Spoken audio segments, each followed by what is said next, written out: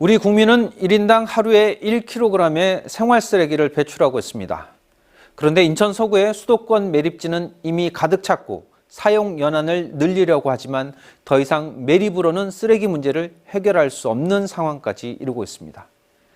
소각을 통한 해결책이 있지만 또 다른 환경오염 우려 때문에 무작정 시설을 늘릴 수만은 없는 상황입니다. 결국 쓰레기 발생을 줄이거나 재활용 비율을 늘리는 것이 유일한 해법인데요. 어찌된 셈인지 우리의 현실은 거꾸로 가고 있습니다.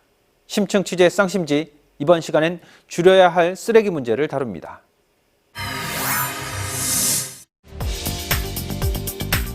치워도 또다시 쌓여만 가는 쓰레기들. 우리가 살고 있는 도시는 매일 쏟아지는 각종 쓰레기로 몸살을 앓고 있다. 생활 폐기물과 사업장 폐기물로 배출되는 쓰레기의 총량은 매일 약 37만 톤이며 1인당 하루에 생활 쓰레기로 배출하는 양은 약 1kg이다. 우리나라 전체 생활 쓰레기 하루 발생량은 약 5만 톤에 이르는 가운데 매일 이렇게 발생하는 엄청난 양의 쓰레기는 다양한 방식으로 처리가 되고 있다. 가장 일반적인 것은 땅에 묻는 매립 방식으로 하루 생활 폐기물 발생량 중 약 16%인 8,000톤 정도를 처리하고 있다. 하지만 매립 방식은 토양과 지하수를 오염시키는 등 각종 환경 문제를 일으키고 최근에는 매립지 확보 어려움으로 쓰레기 처리의 골머리를 앓고 있다. 쓰레기 문제 해결을 위해 정부는 1995년 1월부터 분리수거 제도를 전면 실시하였고 버리는 만큼 돈을 내는 쓰레기 종량제 제도를 시행하였다. 이를 통해 많은 국민이 재활용의 중요성을 인식하였고 20여 년이 지난 현재 우리나라 분리수거율은 약 60%로 독일 다음으로 높은 순위를 보이고 있다. 소각 시 발생하는 폐열로 증기를 생산하여 인근 지역의 냉난방 여론으로 공급하거나 증기 터빈을 가동하여 전기를 생산해 대체 에너지로 활용하고 있는 자원회수 시설은 소각 시 발생하는 잔재물을 이용하여 보도블록이나 도로보조 기층재의 원료로 만들기도 한다. 어느새 우리는 쓰레기를 쓰레기로만 남기는 것이 아닌 새로운 자원으로 만들고 있다. 그리고 이를 위한 첫걸음은 다름 아닌 쓰레기를 버리는 우리들이 쓰레기를 제대로 버리는 일일 것이다. 쓸모없어서 버려지는 쓰레기, 그 쓰레기를 다시 사용할 수 있도록 하는 것은 또 다른 경제활동이 될 수는 없을까요? 스튜디오에 재활용 교육정보센터 천정곤 대표 자리하셨습니다. 안녕하십니까? 안녕하세요. 우리나라의 재활용 쓰레기 이렇게 분리배출하는 그 비율이 굉장히 높은 편으로 알려지고 있는데 1995년인가요? 이 종량제가 시행되고 이후에 이런 운동들이 자리가 잡힌 거죠? 네. 그 전에 재활용이라는 거는 보통 우유팩, 신문지 이런 정도로 이렇게 재활용률을 잡고 시도별로 경량을 붙여가지고 재활용률을 높이려고 그 당시에는 내무부죠. 그렇게 시행을 하고 했었는데 종량제 제도가 95년 7월 1일부로입니다. 1월 1일이 아니고. 그로 시행이 되고 난 뒤부터 이제는 이제 배출 많이 하면은 많이 그만큼 배출 부담금을 물어야 되니까 각자가 줄일 노력을 하는 거죠. 그렇게 해서 시행이 돼 있고 지금 조금 전에 모니터로 나오는 방송에는 주로 일반 생활 폐기물 말하고 생활 폐기물이 있고 가정 가구가는 이거는 대형 폐기물이라 그러는데요. 그다음은 산업 폐기물 이렇게 이제 나눌 수 있는데 저는 생활 폐기물 쪽은 양 자체는 크게 줄지는 않았습니다. 저거는 재활용 나눈 비율도 그렇게 많지도 않고 폐플라스틱이라든가 음식물이라든가 이런 걸 여러 분류하는 게 많은데 아직 사람들이 거기에 환경의식이랄까요. 그만큼 높질 않아요. 선진국에 비해서. 대형 가전제품이나 가구들 같은 경우는 이것이 재활용이 된다라는 것이 명확하게 나와 있고 그리고 수거하는 방법도 굉장히 수월한데 집에서 발생되는 이 생활 쓰레기 중에서 이것은 재활용이 된다 아닌다 이것은 굉장히 좀 복잡하고 어려운 문제가 아닐까 싶은데요. 일반 소비자들은 그거를 재활용된다 안 된다기보다도 모든 쓰레기 발생하는 걸 재활용이 될 수 있다고 생각을 하는 데서 출발하는 게 좋을 것 같아요. 그러면 다 됩니다요. 종전에 우리가 동네에 보면은 대우, 삼성, LG 그는 금성이죠. 이게 대리점들이 다 동네마다 있었습니다. 네. 옛날에는 다 있었는데 그게 어느 날 생각해 보면 하나도 없이 싹 사라져 버렸어요. 네. 동네 없었어요. 그럼 기업들이 다 제품 생산해 가지고 어떻게 판매를 합니까? 그 매출이 그만큼 주는 거죠. 그 자리에 각각 재활용 센터가 다들 들어갔어요. 94년도 이후로 네. 냉장고 하나에 40만 원, 70만 원 하는 냉장고를 거기 가면 3, 4만 원, 4, 5만 원 좀 살 수 있었거든요. 네. 그러니까 부담 없이 샀을 수 있었기 때문에 재활용을 선호를 하고 그렇게 재활용률이 많이 갑작스럽게 늘어가죠. 그렇게 보급은 많이 됐지만 네. 문제는 그렇게 어느 정도 사용한 이후에 이것이 다시 버려지는 일들이 발생하고 있지 않습니까? 시간이 지나면서. 근데 그게 거의 10년, 20년 정도 더 사용을 할 수가 있으니까 네. 보통 사용하는 게 한 3, 4년, 뭐 많게는 5, 6년 이래 되면은 다 이렇게 대형으로 바꾸게 바꾸거나 뭐 이사를 갈 때 버리거나 이러거든요. 네. 그래, 그렇게 버리는 것들이 산업 현장이라든가 또 소년, 소녀 가정이라든가 경로당이라든가 이렇게 좀 저소득층의 사람들이 사용할 때는 다시 10년 써도 아무런 문제가 없죠. 고장이 나면은 다시 AS만 해주면 되는데 네. 기업체에서 1년 부품 AS 기간을 1년을 하잖아요. 보증 수리 기간을. 네, 네. 그리고 부품 보유 한도를 5년밖에 안 합니다요. 5년이 넘으면 생산회사에서 폐기 처분을 해버려요. 그럼 5년 넘는 게 고장이 나면은 AS에서 고쳐달라 그러면 부품에서 못 고칩니다. 새 거로 바꾸시죠. 그럼. 근데 외국인은 안 그렇거든요. 네. 그러면 국내에 이렇게 가전제품이라든가 가구들이 이렇게 재활용되기 시작한 시점으로 따지면 언제쯤부터인가요? 94년도부터 네. 제가 우리나라 최초로 네. 재활용 센터를 울산에서 시작했습니다. 그래서 전국에 확산시켜가지고 95년도 말쯤에 한 100여 군데 전국으로 확산이 됐죠. 그 당시에 재활용 센터들은 대부분 국내에서 생산된 물건을 다시 수리하거나 네. 뭐 청소를 해서 다시 국내에서 소비를 하는 경우였죠. 예, 거의 한 95% 이상은 그랬죠. 최근에는 이렇게 신제품들이 많이 나오면서 국내에서 이 가전제품들이 더 이상 소비가 될 데가 없어서 수출까지도 하고 있다 이런 얘기를 들었는데요. 예, 그 전에도 수출을 했고 요즘은 수출 오히려 옛날보다 적습니다. 적는 이유들이 가전제품 아까 그 메이커들이 대리점들이 다 없어졌다 그랬잖아요. 네네. 그러니까 수요가 줄으니까 공급을 할 수가 없잖아요. 그래서 기업들이 이제 머리를 쓰는 거예요. 그 EPR 제도라고 혹시 아시죠? 그 가전제품이라는 게 생산자 회수 제도입니다. 자기가 만드는 제품은 너희들이 회수를 해가 얼른 하라는 그 제도인데 그 제도에 따라 가지고 기업들이 제일 아래쪽은 LG가 맡아가지고 저 창원 쪽에 공장을 세우고 또 대우는 경기권에 중부권에 세우고 삼성은 수도권에 세우고 이 리사이클 공장을 세웠어요. 네. 공장을 세우는데 새 물건을 파면서 보상 판매를 하는 거예요. 5만 원씩 8만 원씩 세탁기든 냉장고든 보상을 해주고 그 물건을 가져가 가지고 원래는 이게 재활용돼가 다시 10년 20년 쓰다가 또 앙남 수출을 하거나 이래 돼야 되는데 네. 가져가 가지고 이거를 부숴버리는 거예요. 폐기 처분을 해버리게 네. 된다. 네. 그 폐기를 처분해야 재활용 때문에 대리점들이 다 망했으니까 이 재활용 될 수 없도록 물건이 아예 재활용 센터 안 가도록 수거를 해가지고 폐기 처분하는 거예요. 폐기 처분하면은 그 물건 보상 수거해 5만 원, 8만 원 주고 사가 와가지고 들고 와서 운반 비용, 회수 처리하는 공정 과정 인건비, 기계 소비 들어서 냉장 한 대당 그 고철이나 플라스틱 생산해봐야 몇천 원이 안 되거든요. 네. 고철 지금 평당 뭐 70원, 80원 하는데 30kg 한 대 얼마 되는 거예요? 2,000원밖에 안 되잖아요. 외국에서도 그런 식으로 그 가전제품 회사들이 직접 이렇게 수거를 해가나요? 외국서는 이렇게 버리는 사람들이 환경의식이 높기 때문에 네. 그렇게 안 버립니다. 거의 다가 우리 이런 물컵 하나, 뭐 모든 제품 숟가락이라도 이런 거를 그 지역마다 각기 컵만 취급하는데 뭐 미용기구만 취급하는데 의류만 취급하는데 이런 자유롭게 중고로센터가 굉장히 많습니다. 각 그 아이템별로. 그렇게 활성화가 돼 있다 보니까 내가 쓰다가 정 필요가 없으면 그거 갖다 팔면 되는 거예요. 네. 우리나라처럼 미는 시스템이 아니고. 중고 시장의 개념이지 않습니까? 예, 예. 국내에는 사실 그 중고 시장이 있기는 하지만은 예. 생각외로 그렇게 활성화가 되기가 좀 어려운 면들이 예. 사람들이 아무래도 새 제품, 신제품을 선호하기 때문이 아닐까 이렇게 생각이 드는데요.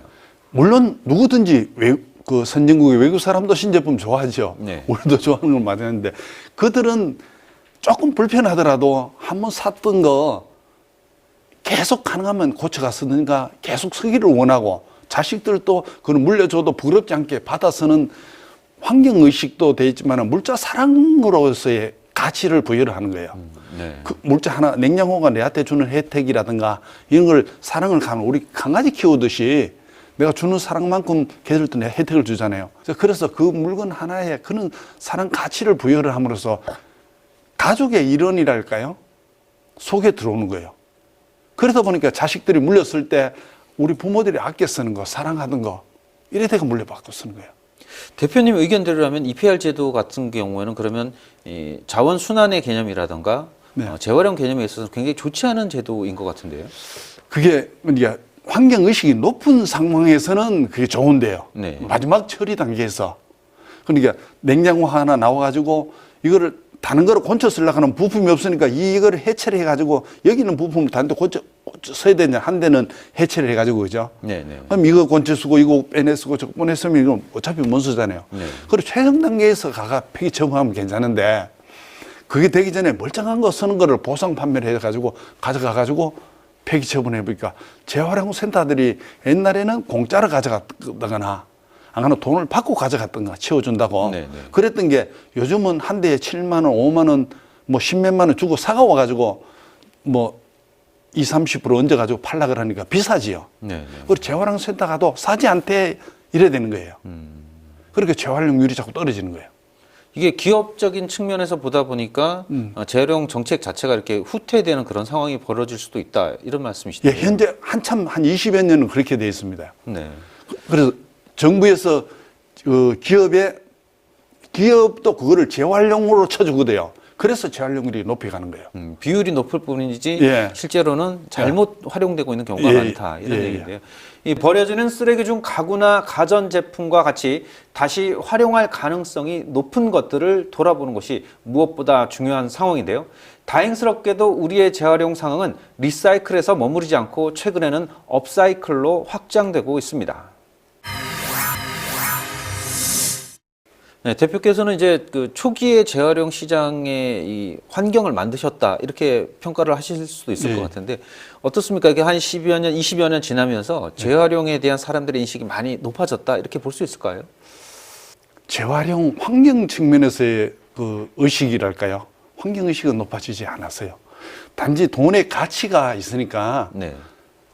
이제 재활용 센터에 판다든가 뭐 물건 새 거 살 때 그 보상을 받고 판매를 한다든가 이런 쪽이지 재활용 환경 의식은 아마 초등학교라든가 유치원이라든가 중학교 이 단계에서 이루어져야 되는데 그게 많이 안타깝습니다. OECD의 조사에 따르면 우리나라의 재활용 비율이 예. 전 세계적으로 약 2위 정도, 독일에 예. 이어서 2위 정도라고 나오고 있는데 예. 그렇게 따지면은 재활용은 상당히 많이 된다라고 볼 수 있을 것 같은데요. 예. 현실적에서는 그렇게 평가를 하지 않으신다는 말씀이시죠? 예, 저 현장에서는 초창기에 94, 5년에서 한 10여 년까지는 진짜 활발하게 재활용이 되고 네. 진짜 모든 뭐 사무실을 차리든 식당을 차리든 개인 업을 뭐 하는 사람이 뭐 할 때는 재활용 센터에 가서 거의 다가 8, 90% 구입을 했어요. 왜냐하면 새 거 살 때보다 한 10%, 20%밖에 안 되니까. 근데 요즘은 그렇게 할 수가 없어요. 재활용 센터에서도 새 거를 팔 정도로 가격이 중국하게 올라가 버린 거는. 그 원인이 어디 있다라고 보십니까? 아까 이야기했듯이 기업이 보상 판매하면서 물건을 수거해다가 파쇄를 자꾸 해버리니까 물건 자체가 이제 귀한 거죠. 새 제품을 팔기 위해서 물건 순환을 빨리 하다 보니까 예. 재활용할 수 있는 물건 자체가 없다. 이런 말씀이시죠? 예, 자꾸 이렇게 그 부사 버리는 그거를 재활용했다고 실적을 보고를 하니까 네. 통계치는 올라가는 거예요. 최근에 이제 업사이클이라는 용어가 등장하면서 말씀하시는 이렇게 파쇄된 부품들 중에 예. 일부를 채용을 해서 새로운 예술 작품이라든가 예. 다른 용도로 활용하는 사례들이 조금 늘고 있는데 예. 실제로 생활 속에서 그런 제품을 만나기는 아직은 좀 어려운 것 같거든요. 워낙 우리가 뭐 의류라든가 가방이라든가 주방에 있는 그릇이라든가 전구 이런 게 내 주변에 생활 주변에 워낙 많잖아요. 네. 판매하는 그 업자들이. 근데 조금 전에 하는 업사이클 개념의 어떤 그 작품들은 찾아가기가 힘들죠. 서울에도 몇 군데 안 되고 뭐 네. 지방에는 거의 보기 힘들고 그래서 그런 정도 수준인데 이거를 기업 차원에서 누가 전문가랄까요? 아까 재활용센터에 아까 부설로 강동구 저런 데 있는데 저런 식으로 좀 전문화를 시켜가지고 정부에서 조금만 지원해주면은 그런 대학에서 전문 작가들이 인건비라든가 이런 거 조금만 지원해주면은 버려질 거 쓰레기를 가가지고 매립돼야 될 거를 꺼내서 그 작품만을 만들어가지고 사계 판매를 하였다면은 공급 단계에서 처음 확산 단계에서는 사계 공부를 해야 되거든요. 네. 질 높은 걸 사계 해야만이 확산이 될 거 아닙니까? 그래서 그런 정책적으로도 조금 필요한 게 아마 개선돼야 가까이 올 수 있지 않겠나. 기술이 없어서 그런 게 아니고 기술은 이때 그걸 접목을 해가지고 우리 미대나 이런 졸업한 사람들 워낙 많잖아요. 네. 옛날에 미싱 수리하던 미싱공들도 엄청 많거든요. 근데 그 사람들이 그 재활용하고 접목할 수 있는 기회를 원천적으로 없지요. 일단 그리고 업사이클을 했을 때 그것이 다시 소비자들에게 돌아갈 수 있는 예. 루트를 좀 많이 만들어 줘야 된다라는 그렇죠. 말씀이시고요. 예, 예. 실제 현장에서 보실 때 그리고 이제 교육 관련 네. 부분도 지금 맡고 계시잖아요. 예. 사람들이 가장 이렇게 재활용하기 어려운 점이라면 어떤 것들을 꼽고 있습니까? 생활품 중에서는 재활용하기 어려운 것들은 아까 대형 폐기물들, 소파라든가 가구라든가 이런 품목은 재활용하기가 사실 힘들어요. 신용해서 구해야 되고 앞으로 구입할 때에 가능하면은 오래 쓸 수 있는 거, 튼튼한 거 이렇게 이제 모양만 보고 비싸고 이런 걸 구하면은 유행이 지나버리면은 그게 폐기물로 나오면은 비싼 돈이 또 없어지잖아요. 대표께서 보시기에는 우리나라 재활용 정책에 가장 먼저 수정돼야 할 부분이 있다면 어떤 거라고 생각하십니까? 재활용은 환경부에서 맡고 있거든요. 네. 이거를 환경부에서가 아니고 산업 생산으로 볼 때 오히려 중소기업 뭐 청이라든가 이런 쪽으로 옮겨와야 된다고 봅니다. 재활용이라고 규정을 한다면 환경으로 규정하니까 자꾸 이거 쓰레기 폐기물로 규정을 하고 살리려니까 힘이 들지 다시 쓸 수 있는 재화 가치가 있는 네. 물건이라고 생각하면은 환경부가 소속이 아니잖아요. 산업 무슨 부라든가 이쪽으로 옮겨와서 이거를 산업으로 육성을 하고 그 많은 고용 인력을 지금 전국에 재활용센터가 한 2만 한 7, 8천 개 되거든요. 네. 한 개 재활용센터에 한 3명에서 한 5명 정도 고용인을 쓴다면 이 얼마나 많은 사람들이 재활용을 그러니까 제품을 팔아서 먹고 살고 산업이 기여를 하고 있는 거 아닙니까? 그죠? 그리고 얼마든지 더 만들 수도 있는데 그 사람들이 요즘 다 경쟁이 어렵거든요. 아까 나오는 물건이 없기 때문에 가격이 올라가고 하니까 어려운 거죠. 재활용 제품을 취급하는 것 자체를 하나의 경제 활동으로 인정을 예. 하고 예. 정부 차원에서 뭐 중소기업 육성이라든가 예. 이런 지원책들이 좀 뒤따라줬으면 좋겠다. 예, 바라보는 관점이 좀 달라야 된다고 봅니다. 네. 네, 새 제품을 선호하는 것은 어찌 보면 당연한 결과입니다. 하지만 새 제품이라는 것은 항상 버려지는 제품을 만들게 된다는 점에서 또 다른 문제를 야기할 수도 있습니다. 이 가장 좋은 쓰레기 정책은 쓰레기를 만들지 않는 것이라는 점을 다시 한번 곱씹어 볼 필요가 있습니다. 오늘 도움 말씀에 천정권 재활용 교육정보센터 대표였습니다. 감사합니다.